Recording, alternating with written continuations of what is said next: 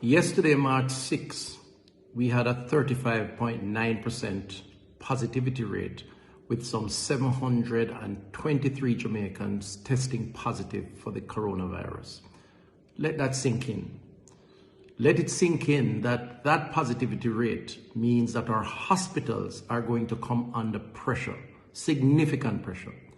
Let it sink in that our public health workers, our nurses, our doctors are going to find it very difficult to cope with those who come in and need medical care.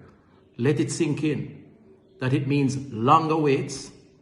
It means persons having to suffer for longer periods before they can get a bed. And generally speaking, a health system that is going to experience significant stress and fatigue. Ladies and gentlemen, Jamaicans, the truth is we're not trying hard enough. I accept that the government has a responsibility. But let us be clear, a lot of the spread that is taking place in this country is because too many of us are ignoring the need for personal responsibilities. I just drove through Halfway Tree, and for every one person I saw in the center, only 10% were wearing their mask. That's 1 in 10. That's not good enough. It must sink into all of us that the government alone, the public health system alone, our nurses, our doctors alone, the cabinet of Jamaica alone cannot address this virus and its spread and the consequences that it will have on our people. It must sink in that 723 persons in one day, and more importantly, over 3 out of every 10 persons tested are positive, means that corona is right across the length of our population. It must sink in that if you continue to have the parties, the drink-ups, if you continue to ignore the protocols around gatherings, and you congregate and you don't wear the mask, then the chances of your getting the coronavirus are real, and the probability is increasing. And when you get to the hospital, the chances of your getting a bed is going to become less and less. Jamaicans, people will die.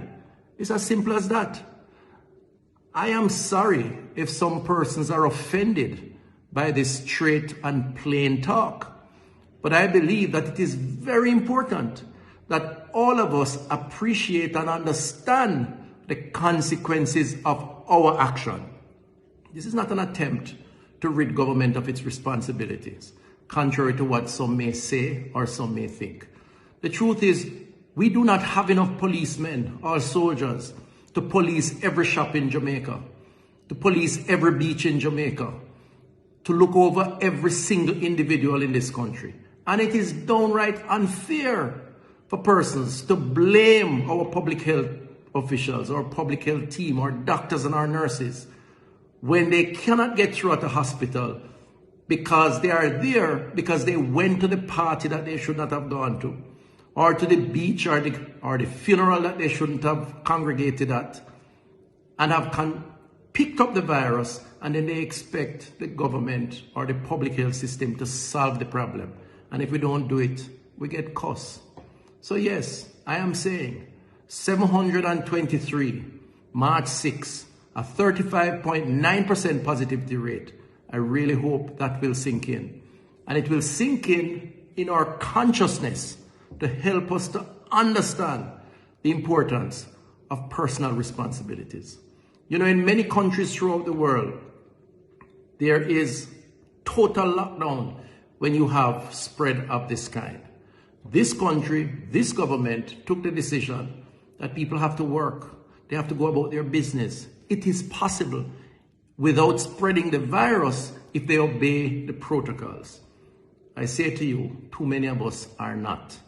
So 723 is a defining moment for us. And yes, I'm saying, let it sink in. And hopefully, in sinking in, many of us will understand why it is that we need to do better. We will continue to do what we must as a public health system, as a government. We will work hard to provide the beds, to ensure that the doctors are alert, to ensure that you get triaged or looked after when you turn up. But the reality is there's so much and no more of us. There's so many beds and no more beyond a certain point. And truthfully, it doesn't have to be this way. We don't have to have the overcrowding if we respect the protocols and take personal responsibility. I really hope for all of us, better days ahead. I believe there will be better days ahead. The vaccines are expected to arrive tomorrow and others to come later on. We will now embark on one of the most significant logistics exercises that this country has seen. But it is important that we recognize that until then, we must observe the protocols. We must continue to wear the mask, continue to physical distance, continue to sanitize. Otherwise, we will see worse days ahead, not better days. Let us do the right thing. Thank you.